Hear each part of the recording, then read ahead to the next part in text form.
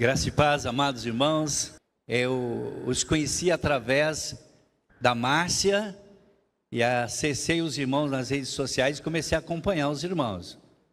Baixei lá no Instagram, no YouTube e tenho orado esse tempo todo pela vida dos irmãos e saber quem Deus é e o que Deus está fazendo na vida dos irmãos. Quero agradecer em nome da igreja ao pastor Joel Félix da Silva e sua família, a sua liderança, e os irmãos estejam orando.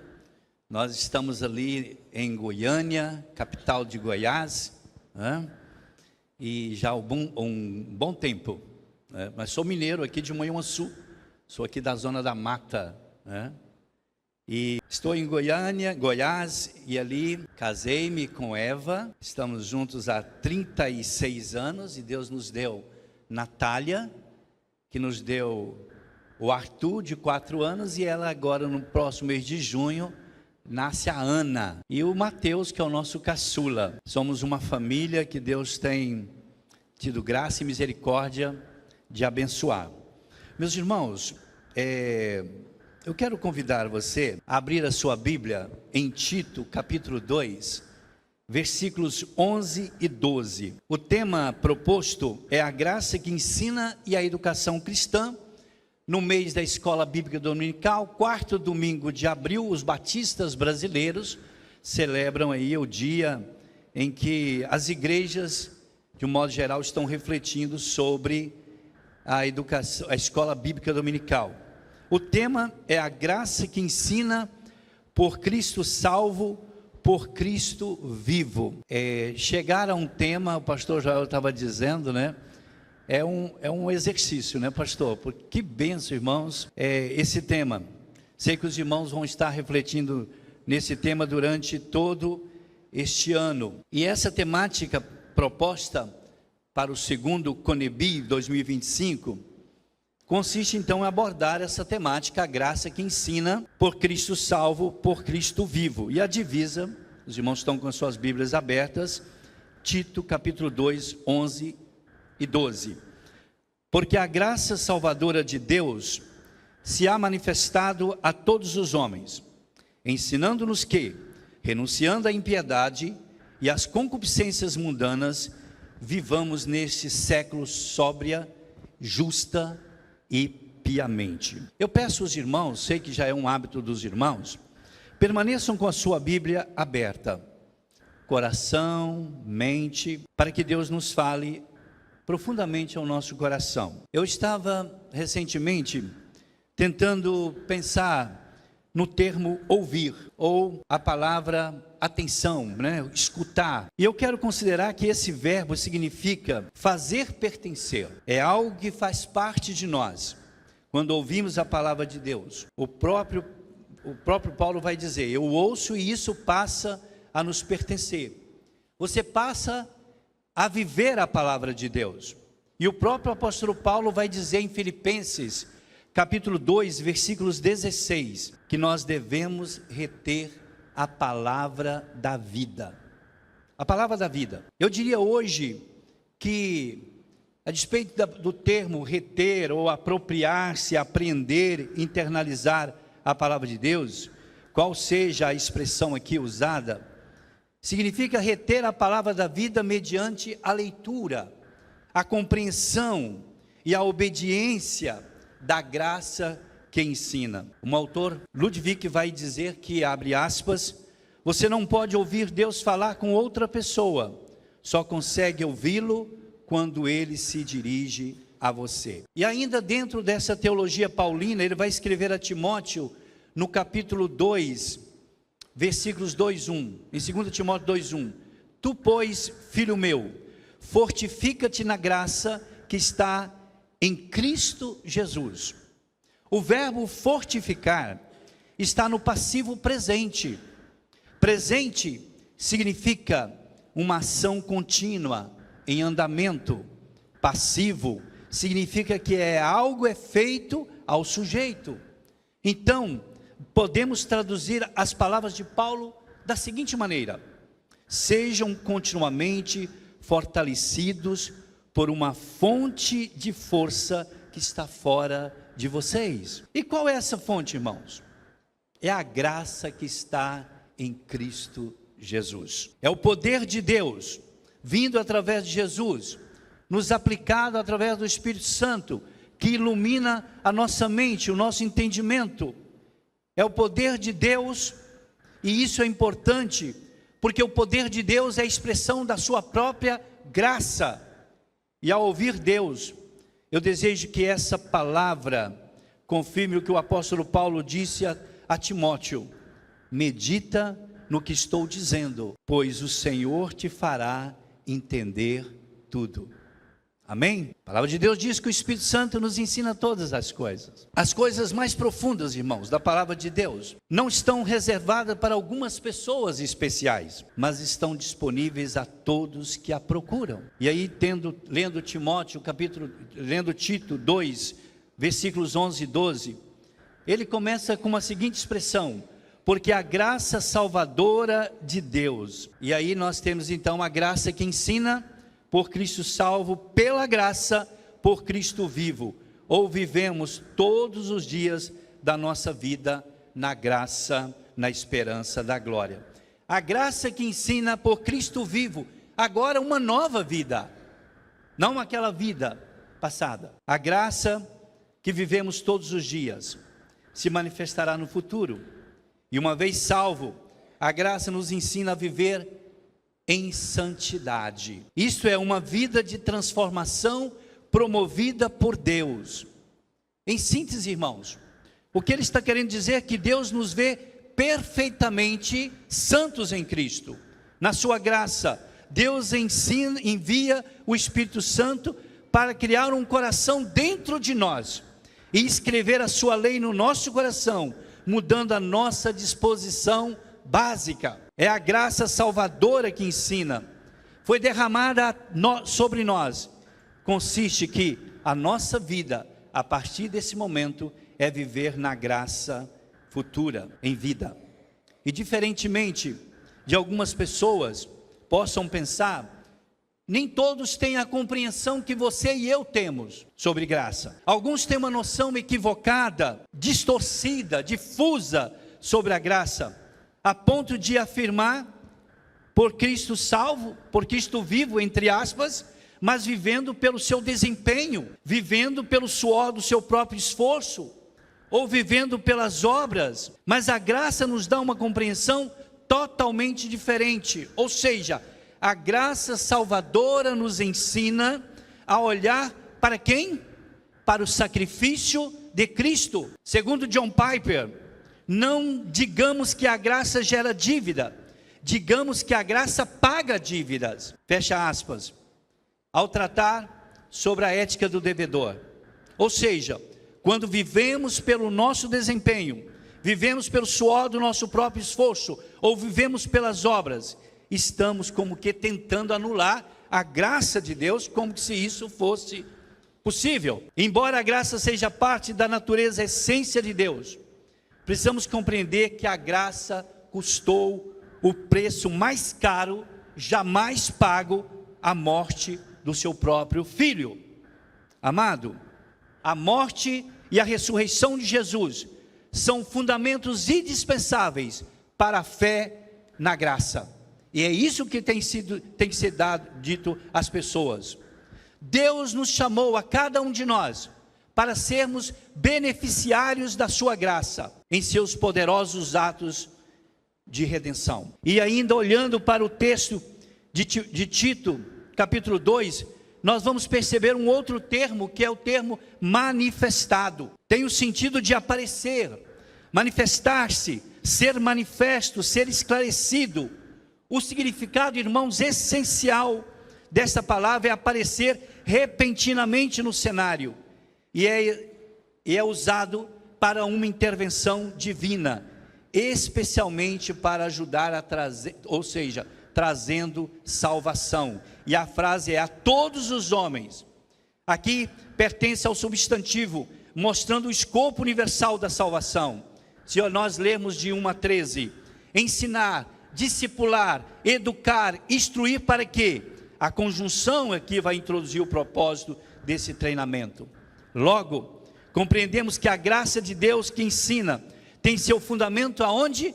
Na palavra de Deus. Palavra que a nós foi revelada, inspirada e que nós temos iluminação. Recentemente, estava lendo um livro que dizia, o autor dizia, nada daquilo que possamos fazer ou desenvolver tornará a palavra de Deus mais viva, verdadeira, autoritativa, completa ou relevante. Sabemos que a Bíblia, palavra de Deus por si mesma, já é tudo isso. Alguns comentários de Tito, Paulo vai dizer que Paulo descreve aqui o conteúdo da vida plena. E lendo a palavra de Deus, nós precisamos dar conta disso, de que Tito tem que inculcar na vida dos cretenses, agora, essa noção de vida plena. Eu diria que temos aqui as manifestações da graça e da glória, segundo e à medida que Paulo vai discorrendo na sua carta a Tito. Mas o que devemos ensinar? Ou o que ensinar? Refere-se aqui ao conteúdo desta palavra, ou o que a graça nos ensina. Qual a metodologia de ensino, por mais inovadora que seja, nos permite compreender a palavra de Deus, a ter a palavra da verdade, a entender a palavra da verdade. Ensina o que precisamos para discipular uns aos outros. Se a fé advém de ouvir a palavra, a graça que ensina a acompanha, andar junto com os outros, aqueles que pretendem seguir a Jesus.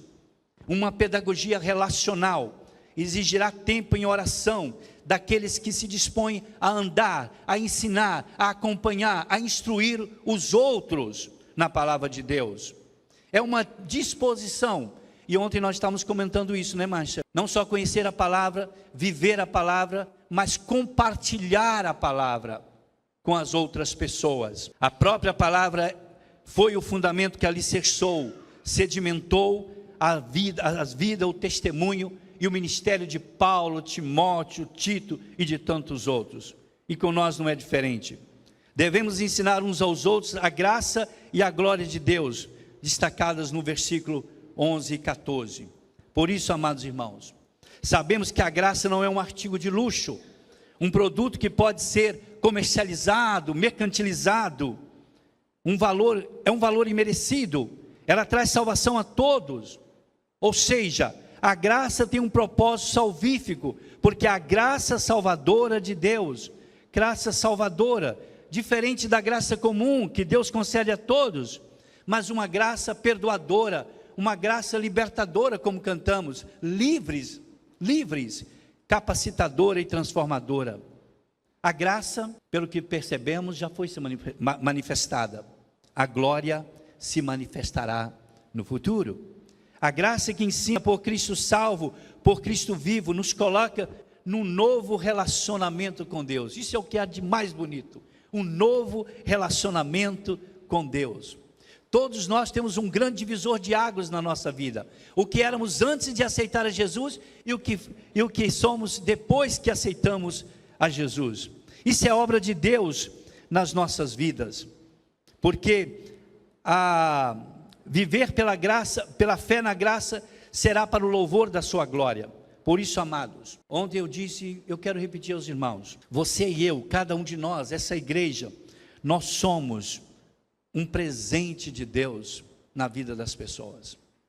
Nós somos um milagre de Deus na vida das pessoas. Nós somos uma comunidade da graça, uma igreja da graça, da glória, uma igreja da esperança, do amor, que faz toda a diferença na vida das pessoas. Por isso, por que devemos tornar atraentes o ensino a respeito de Deus, nosso Salvador? O versículo 11 ainda, Deus aqui oferece a salvação a todas as pessoas. A SV traduz assim esse versículo: porque a graça de Deus se manifestou, trazendo salvação a todos os homens. A tradução da NVI em 2011 atenua essa afirmação, dizendo, porque a graça de Deus se manifestou, oferecendo salvação a todas as pessoas. Mas o que Paulo mesmo está dizendo, irmãos, é que a graça de Deus se manifestou, salvando todos os seres humanos. A Bíblia está repleta de narrativas, de pessoas que diante das mais difíceis circunstâncias e situações de sua vida, elas foram alcançadas pela graça de Deus. Lendo o Antigo e Novo Testamento, quantos exemplos podem ser dados à luz da palavra de Deus? De modo que nós aprendemos através do que Deus fez, operou na vida dessas pessoas. E Deus está operando na sua vida. É a graça de Deus. Oramos pedindo a Deus, mas orando já agradecendo, porque Deus conhece todas as coisas. Mas irmãos, visto que o pecado entrou no mundo, a experiência da graça tem sido diferente para todos. É importante ler e reler Tito 2:11. Reter a palavra da vida em seu contexto. Paulo aqui está dirigindo a diferentes grupos e membros daquela igreja. Mas ele termina com a palavra aos escravos. Assim, a seguir, Paulo então vai afirmar: a graça traz salvação a todos os seres humanos, a todas as classes de pessoas a respeito de quem ele determinou falar. A graça traz salvação a homens, mulheres, jovens, idosos, escravos, livres. Isso é importante, pois Tito 2:11 começa assim: por quê? E é por isso que devemos comportar de modo que essa descrição faça sentido para nós. E tendo a palavra como fundamento, a graça de Deus é revelada na pessoa de Jesus. Tudo que Deus fez por você, por mim, Ele fez em Jesus.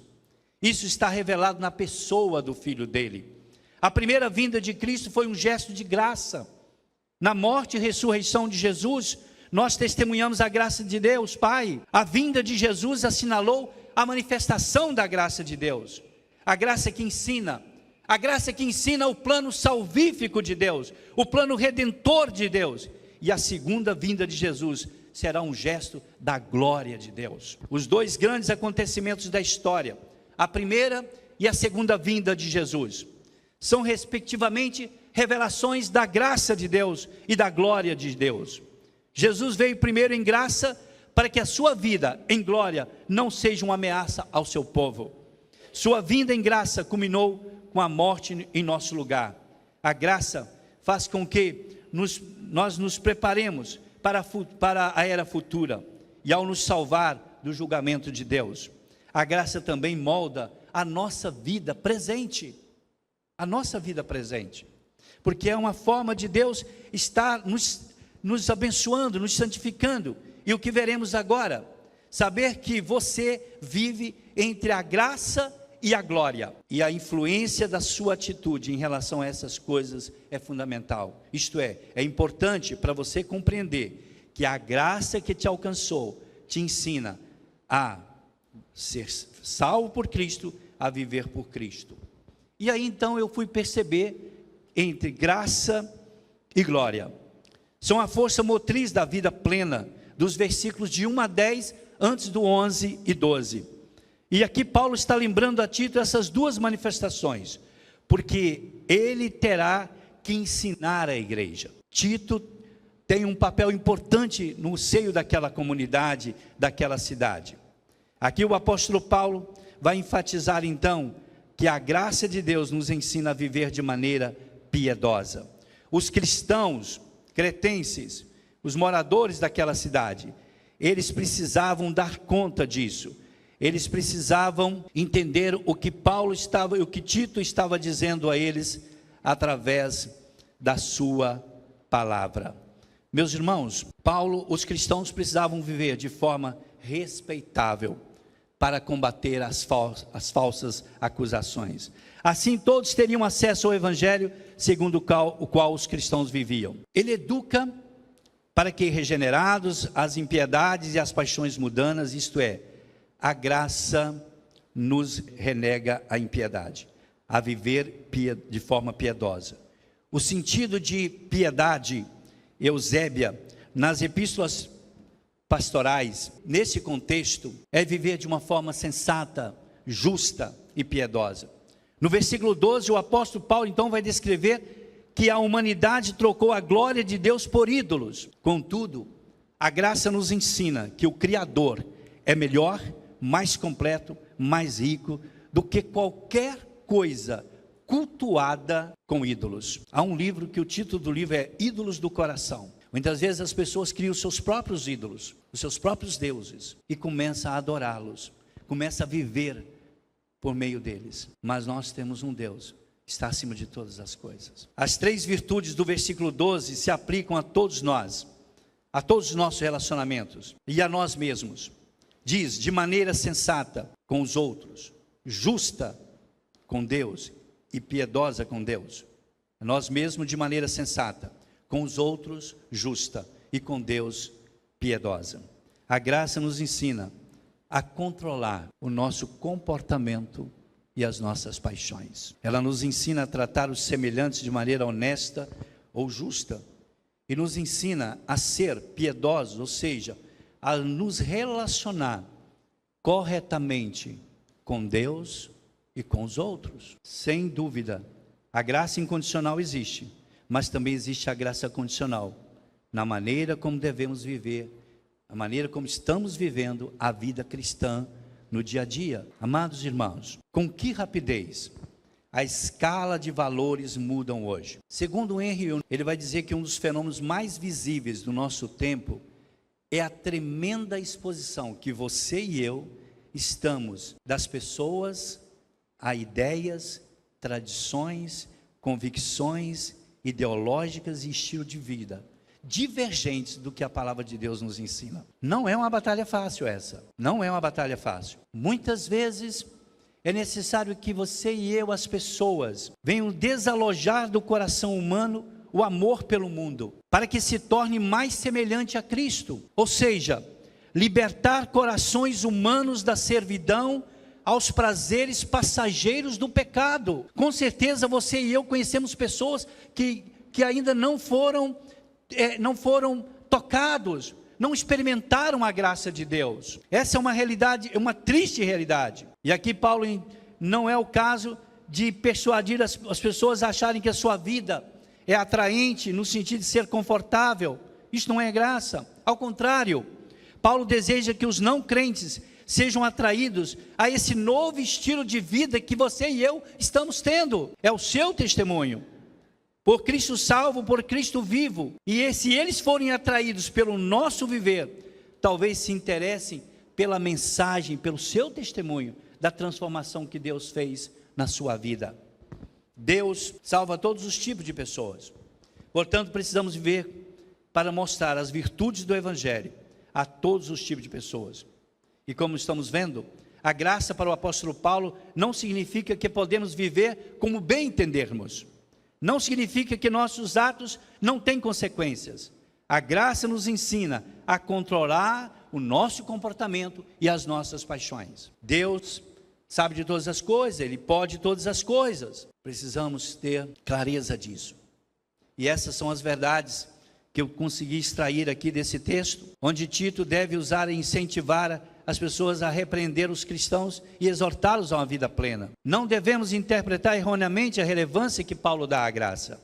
Graça não significa que nossos atos não têm consequências. Não significa que podemos viver como bem entendermos, porque Deus sempre nos perdoará. Paulo é bem claro quando diz não à impiedade, não às paixões mundanas. Temos que exercer esse autocontrole em nossas vidas. Por isso, irmãos, a ordem que o apóstolo Paulo apresenta é, no versículo 11, a graça se manifestou. No versículo 12, a graça nos ensina. No versículo 14, a glória se manifestará e a graça nos ensina. É maravilhoso, irmãos. É encorajador chegarmos aonde chegamos, vivendo a manifestação da graça e a manifestação da glória. Por Cristo, entramos no reino da graça, somente pelos merecimentos de Cristo. Jerry Bridges vai dizer que no livro A Graça que Transforma, toda a vida cristã é baseada do começo ao fim, na graça de Deus por meio de Jesus Cristo. Não é algo esporádico, é algo que você vive todo dia, toda hora. Ele mesmo vai dizer que somos levados pela graça ao reino de Deus, somos santificados pela graça, recebemos as bênçãos temporais e espirituais pela graça, e somos motivados à obediência pela graça. Receberemos força para suportar as tribulações pela graça, e finalmente seremos glorificados pela graça. Toda a vida cristã deve ser vivida na regência da graça. O passado nos faz ver a manifestação da graça, mas como o versículo 13 destaca, o futuro nos faz ansiar pela manifestação da glória. O passado nos impulsiona pela maravilha da graça, e o futuro nos atrai para a esperança da glória. Que bom começarmos essa semana, quando Deus nos coloca diante da sua palavra, nos desafiando a viver a graça que nos ensina, por Cristo salvo, por Cristo vivo.